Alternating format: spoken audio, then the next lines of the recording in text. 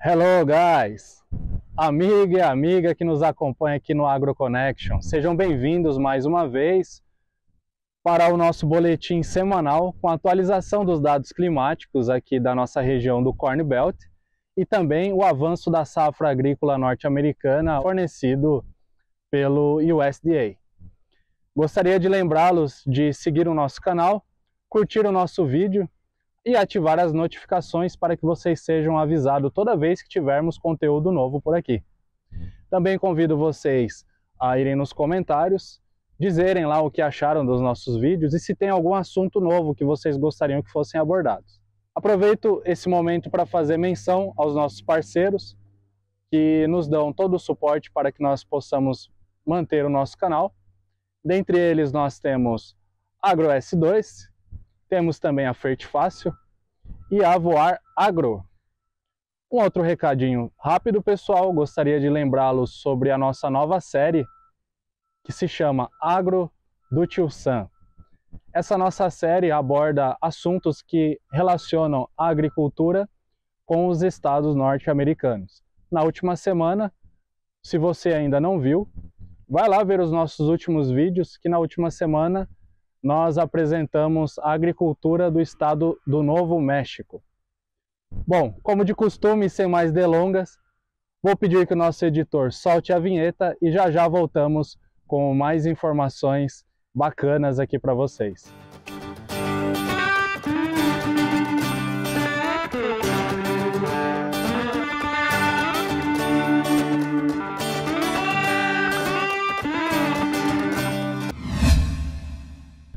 Bom, pessoal, estou de volta. Vocês podem ver aqui no mapa ao lado como essa semana foi uma semana com chuva considerável.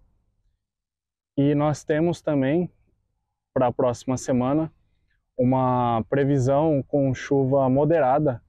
No mapa ao lado aqui vocês podem ver as regiões brancas, onde não haverá chuva, as regiões mais claras, com coloração verde, com pouca chuva. As regiões mais azul, com coloração azuladas, elas terão uma chuva um pouco mais intensa e algumas regiões pontuais, onde tiver com a coloração roxa, vocês vão ver regiões onde terá um pouco mais de chuva.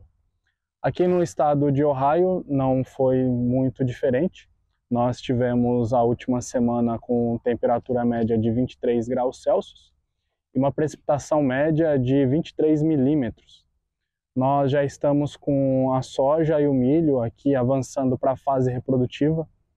Então nós tivemos uma qualidade para soja e milho ligeiramente melhor do que a semana anterior. Então, nós estamos com a soja já 73% classificada como boa excelente. O milho ele está classificado como 74% de boa a excelente. O nosso trigo aqui na região já foi colhido 88%. E a aveia ela alcançou já 84% de aveia espigada, sendo que 3% da aveia já se encontra madura. Nós vamos continuar agora com o giro nos outros estados, então nós vamos lá para o Nebraska. Agora é com você, Alexandre.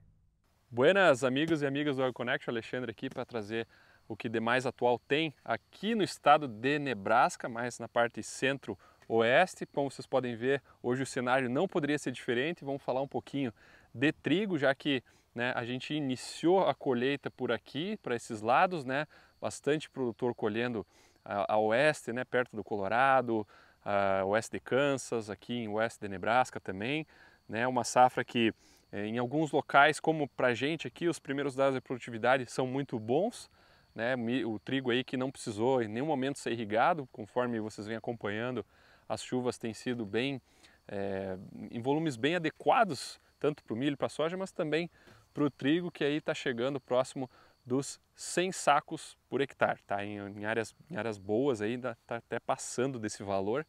Áreas um pouco mais problemáticas a gente está tendo em torno de 60, 65 sacos, então aí vai depender também um pouquinho da condição de solo, época que foi plantado, variedade, programa de fertilidade e por aí vai, também tivemos alguns dados mais da região próxima ao Wyoming, uma região que por natureza é mais seco. Aí vai a colaboração do nosso amigo Vinícius Upa, onde ele registrou 50 sacos por hectare em áreas que fazem a rotação trigo-pousio, e onde ele tem uma rotação ervilha com trigo, o rendimento foi menor, aí baixou para os 30, 40 sacos, né? Muito provavelmente pela questão do consumo de água, né, dessas culturas, né? Se tu intensifica demais o sistema, pode ter esse problema, né? E são regiões, como eu falei, que chovem muito menos, né? A gente está falando locais que chovem 300, 350 milímetros no ano, tá? Bom, vamos dar uma atualizada qual que é a situação aqui em Nebraska. A gente tem então, de acordo com o USDA, uma situação estável tanto para milho quanto para soja, né? Números muito bons para essa época do ano, se a gente comparar com anos anteriores. Aí, para vocês terem uma ideia, o milho se mantém com 80% bom ou excelente, a soja com 77% bom ou excelente, mas vale uma ressalva porque a gente teve aí no final de semana mais eventos de granizo, né? Se vocês voltarem no vídeo da semana passada, eu trouxe um caso mais específico aqui da onde eu me encontro, né? Na parte centro-oeste de Nebraska, mas também tivemos mais eventos indo mais a leste de Nebraska. Então, talvez para a próxima semana os dados de Nebraska se alterem um pouco, né? Em virtude que pegou uma área bem maior de granizo, né? E a gente vai somando aqui e ali, talvez a gente tenha um impacto nos números do USDA para a semana que vem. Então, para a gente fechar aqui o nosso bate-papo de Nebraska, como eu falei do programa da fertilidade de trigo, eu vou trazer aqui, conforme há pedidos, uma amostra de solo, né, bem representativa aqui da região onde eu estou. Então, eu vou pedir para o Luiz colocar a imagem aqui e destacar alguns pontos, né? A gente tem vários parâmetros aí de uma amostra de solo. Vamos dar uma olhada aqui no pH, ó. pH 7.1, 7.7, tem 2 talhões aqui que baixou para 6, 5.9, mas o nosso normal é ficar 6.8, 6.9, tá? Esse é o nosso normal de pH aqui. Se a gente for para matéria orgânica, olha ali, valores em torno de 3.3, 3.6, é por aí mesmo que a gente encontra nessa região. Quando a gente vai para fósforo, dá uma olhada, 18 ppm, 13, 33, 31, eu diria que o normal da gente é ver na casa dos 27 até 30 ppm, ou seja, um teor adequado para fósforo, né, para as condições daqui. A gente mal e mal precisa colocar adubação fosfatada. O mesmo vale para potássio. Na verdade, a gente não usa potássio, né? Eu acho que eu já falei aqui, o pessoal não precisa. Pode olhar aqui os valores acima de 400 partes por milhão. É muita coisa de potássio. E aí cálcio, vocês verem um valor alto de cálcio, porque aqui, né, pela formação do solo, é um solo mais calcítico. Também em virtude aí que a gente vê o pH um pouco mais alto. Se esse pH passar do 7,5, 8, a gente pode começar a ter alguns problemas, né, de deficiência de micronutrientes, principalmente o ferro, né, na soja. Então tem áreas que não dá para plantar soja por causa desse pH alto, né? Vai sofrer, vai ter problema de stand, e aí a recomendação aí com milho, alguns materiais mais tolerantes. Beleza? Gostaram da amostra de solo? Dá o like, né? Eu trouxe aí só porque vocês pediram nos comentários. Então agora eu vou lá para o leste de Nebraska, onde a Natasha vai contar um pouquinho mais da parte técnica de insetos para nós aqui no AgroConnection. Tchau, tchau. Olá, Alexandre. Olá, galerinha do AgroConnection. Bom, estamos de volta aí com mais uma semana trazendo informações para vocês sobre a safra americana. Bom, e hoje eu queria responder uma das perguntas que a gente teve aqui no nosso canal, que é sobre as pragas da soja. E para responder essa pergunta, eu vou dividir ela em dois grupos, né? Vou falar 2 pragas na fase vegetativa da soja e 2 insetos que ocorrem mais na fase reprodutiva. Bom, e para começar, eu vou falar sobre o Bean Leaf Beetle. O Bean Leaf Beetle, ele é um coleóptera da família Chrysomelidae, e a origem dele é aqui da América do Norte, sendo que pode ser encontrado nas principais regiões produtoras de soja aqui nos Estados Unidos, e também nas províncias de Manitoba e Ontário, no Canadá. O adulto, ele é um besouro de 5 milímetros de comprimento e pode ser encontrado de diversas cores, como na cor verde, amarela, laranja ou vermelho. E a principal característica do adulto, né, quando você encontra ele no campo, é a presença de uma marca de um triângulo na parte dorsal do inseto. Esse inseto pode variar de 1 a 3 gerações durante a safra, o que vai depender da região que ele se encontra. Então, nas regiões com inverno menos rigoroso, é possível encontrar até 3 gerações. E durante o inverno, o inseto ele vai hibernar e no início da primavera ele vai começar a emergir na fase adulta. Como no início da primavera ainda não temos a soja no campo, o Bean Leaf Beetle pode ser encontrado em alfalfa e em outras plantas hospedeiras. Mas seu principal hospedeiro é a soja. Então assim que a soja começa a emergir, eles migram para os campos de soja, onde começam a se alimentar das folhas. E a principal característica da desfolha que ocorre pelo Bean Leaf Beetle é os furos arredondados nas folhas. Porém, a planta ela consegue se autocompensar durante a safra, né, porque os danos ocorrem mais bem no início da safra.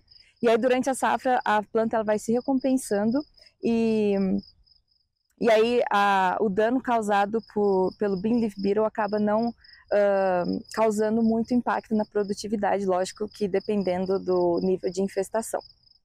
A principal preocupação da infestação por esse inseto é que ele pode transmitir uma doença chamada aqui de Bean Pod Mottle, que é causado por um vírus. Bom, e como eu disse anteriormente, esse inseto ele pode ter até 3 gerações ao longo da safra.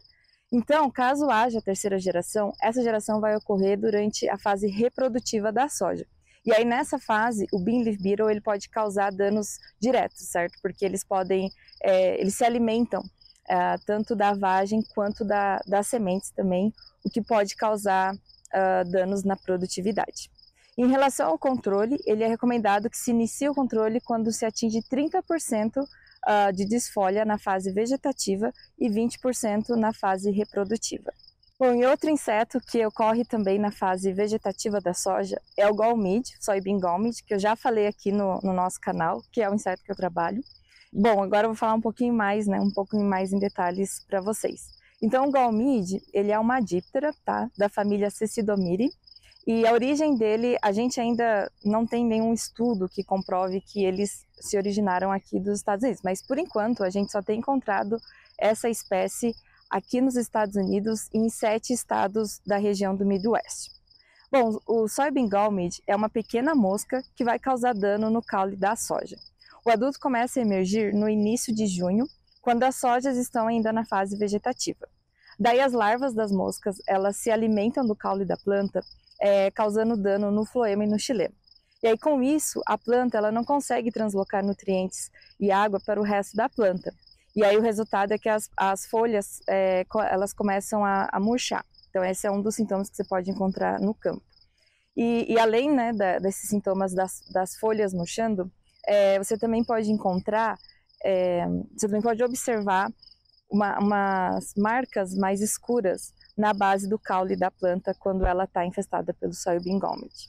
E se você começa a descascar, né, essa parte mais escura na base da planta, você vai começar a encontrar as larvas delas do soybean gall mead, que é na cor branca e laranja. Então, na cor branca seria as fases no estágio mais novo, né? E as laranjas seriam as larvas mais velhas. E o inseto ele pode ter de 2 a 3 gerações. Então, o problema com o soybean gall mead a gente pode encontrar durante todo o ciclo da soja, o que acaba dificultando ainda mais o seu manejo. E em relação ao dano econômico, esse inseto, quando se tem uma alta pressão, né, ele pode ter perdas de 70% a 100% nos 3 primeiros metros do campo, e quando você vai indo mais para a direção central do campo, pode chegar até 30% de perda. Bom, agora mudando para a fase reprodutiva da soja, um dos insetos que a gente encontra aqui no campo, né, e a gente está começando a ver bastante agora nessa época, é o Dectis stem borer. Bom, o Dectis stem borer, ele também é um coleóptera e que vem da família Cerambicerae. A origem dele é aqui, na América do Norte, e, bom, o adulto, ele é conhecido, né, aqui a gente chama ele por long-horned beetle. Então, ou seja, as antenas deles é bem longa, praticamente o mesmo tamanho, até um pouco maior que o próprio corpo.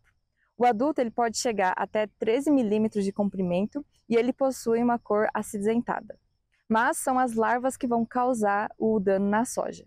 Então, historicamente, o Dectis ele tinha como principal hospedeiro o girassol. Porém, a partir de 1970, começaram maiores relatos da presença desse inseto, né, e dos danos dele no campo da soja. Esse inseto possui apenas uma geração durante a safra.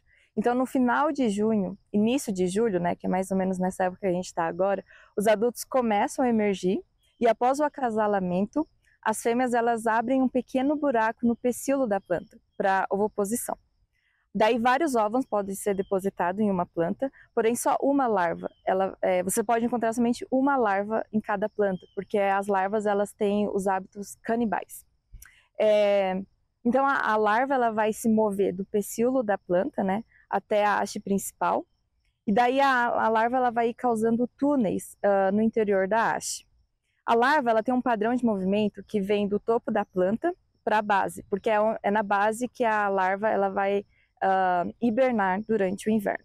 E devido aos túneis que a larva causa, né, na haste principal, ao longo da safra, as plantas elas vão ficando mais frágeis, o que pode resultar no tombamento das plantas devido a fortes chuvas e ventos, e principalmente, eu digo, né, aqui em Nebraska a gente tem muito problema com vento, os ventos são muito fortes e bastante constantes, e também pelas plantas estarem mais fragilizadas, no final da safra, enquanto o produtor estiver colhendo, ele pode encontrar dificuldades, porque a planta ela vai estar muito frágil e ela pode se quebrar, ou então ela já vai estar tombada, dificultando esse procedimento. E as perdas causadas pelo Dectis pode chegar de 7 a 12%. Então, o outro inseto que eu quero estar falando agora é o Japanese Beetle. E o Alexandre ele já comentou um pouco sobre essa praga aqui num dos vídeos anteriores. E, bom, esse inseto ele, né, tem origem no Japão. Então, em 1916, ele foi acidentalmente introduzido aqui nos Estados Unidos, na região de Nova Jersey. Bom, o adulto, ele é bem característico porque ele tem uma coloração metálica no tom verde e marrom. E eles começam a emergir também nessa época do ano, né, início de julho. Então, a gente vai começar a ver bastante Japanese Beetle aqui na nossa região. E uma característica bem forte deles é que quando a gente encontra eles no campo, a gente pode ver eles em grupo. Eles estão sempre em bastante quantidade. E isso é devido à atração que os machos têm pelo feromônio da fêmea. Bom, o besouro ele vai se alimentar somente do tecido da folha, o que vai deixar as nervuras intactas. Então vai acabar causando o que eles chamam aqui de esqueletização da folha, né? Porque você só vê as nervuras da folha no campo. E eles vão se alimentar primeiramente das folhas mais novas da soja, ou seja, nas folhas da parte de cima da planta, o que torna o dano bastante visível quando você chega no campo. E recomenda-se iniciar o controle quando se tem 20% de desfolha na fase reprodutiva. Bom, pessoal, isso é um pouquinho sobre as pragas que a gente encontra aqui na soja, né, nos Estados Unidos. E, bom, se você quiser saber mais informações sobre o manejo ou outras informações que vocês queiram saber, comenta aqui no nosso canal que a gente faz um outro vídeo, porque a gente, né, quando a gente fala sobre pragas, tem muitas informações, tem gente que quer saber mais da parte biológica, pessoas que querem saber mais da parte do manejo, então comenta aí pra gente para ir direcionando o que vocês querem ver aqui no nosso canal. Mas também, se você quiser mais informações, tem um episódio no nosso podcast que o Alexandre e o Carlos fez com o Dr. Ivair. E tá bem legal esse episódio, eles falam bastante coisa mais em detalhes, né, sobre as pragas aqui nos Estados Unidos. Então o episódio é o 52, depois dá uma checada lá para vocês verem. Então é isso, pessoal, fico aqui essa semana e até a próxima semana. Fala, amigos e amigas do AgroConnection, estamos de volta para mais uma atualização da safra de soja e milho aqui direto da terra do Tio Sam, especificamente aqui em Illinois, Urbana, Champaign, para trazer mais informações para vocês. Vocês podem ver que hoje o cenário está um pouco diferente. Estou no campo, estou trabalhando, ferindo gases do efeito estufa, especificamente medindo nitrous oxide, óxido nitroso, que é um dos principais gases de efeito estufa, né? Não tanto em relação à concentração dele na atmosfera, mas o potencial que ele tem em aumentar o efeito estufa, que é cerca de entre 260 e 290 vezes maior que o CO2, que o dióxido de carbono, o gás carbônico, esse potencial de aquecimento. Então, aqui nos Estados Unidos, a principal fonte da emissão de óxido nitroso vem da de nitrogênio, né? Principalmente no milho, que é uma das principais culturas.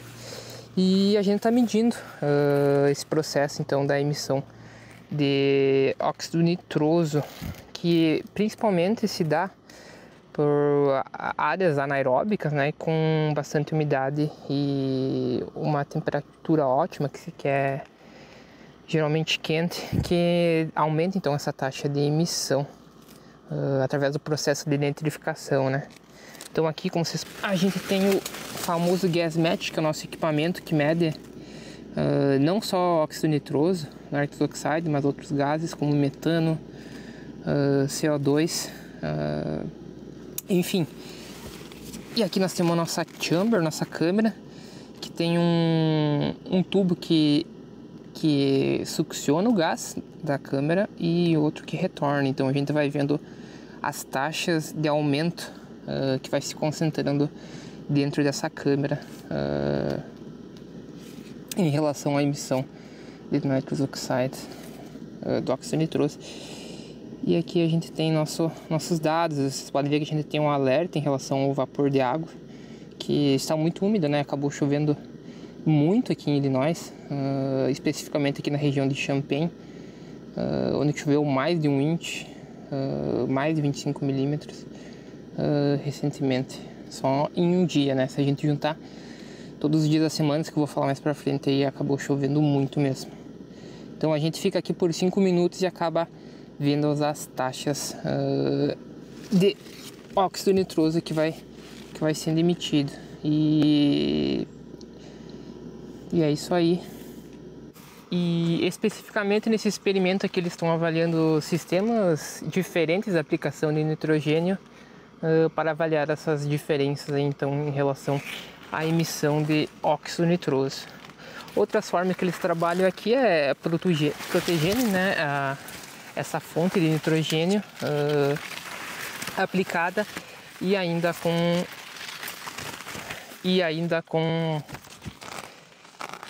com inibidores de nitrificação, né, que é o processo que bactérias, micro-organismos no solo fazem, que resulta então na emissão de óxido nitroso.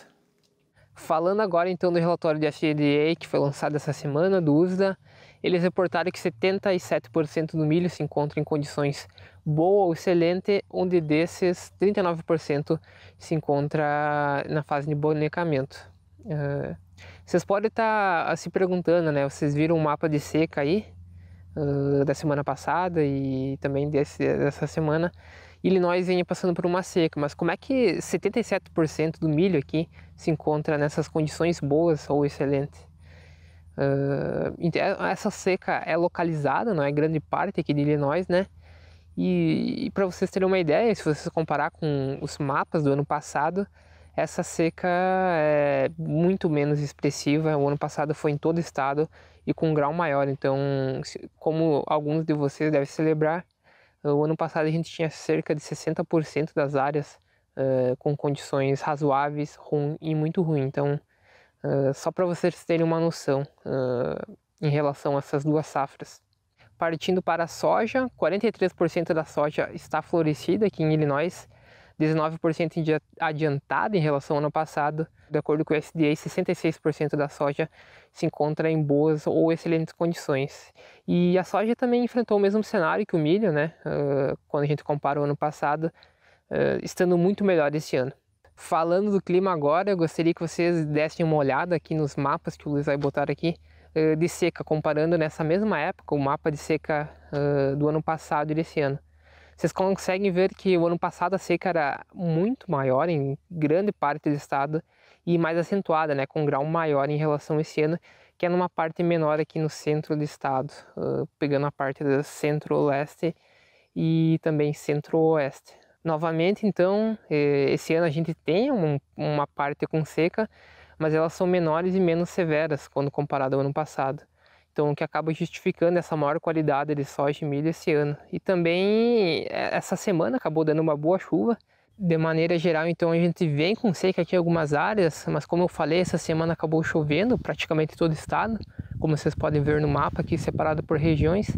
E daqui no que eu estou gravando hoje, aqui em Champaign, chegou a chover 78 milímetros. Então, desde o dia 4 até o dia 10, o que deve então ter minimizado essas condições de seca aqui.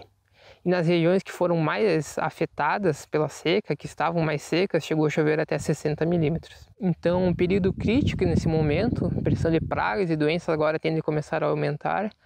A falta de água também pode implicar na produção nesse momento de período de polinização e o começo do enchimento de grão, tanto para soja e para alumínio. Então, é um momento que a gente tem que ficar de olho aqui e qualquer coisa pode impactar agora aqui na safra em Illinois e em todo o Midwest. Essas seriam as informações aqui de Illinois para essa semana e voltamos semana que vem com mais atualizações da safra.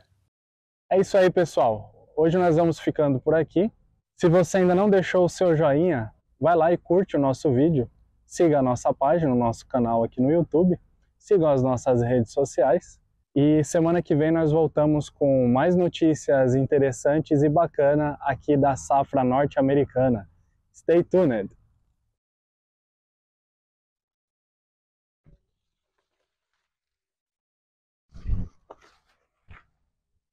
Para quem nos acompanha aqui desde o início, pessoal, hoje eu trouxe um convidado especial.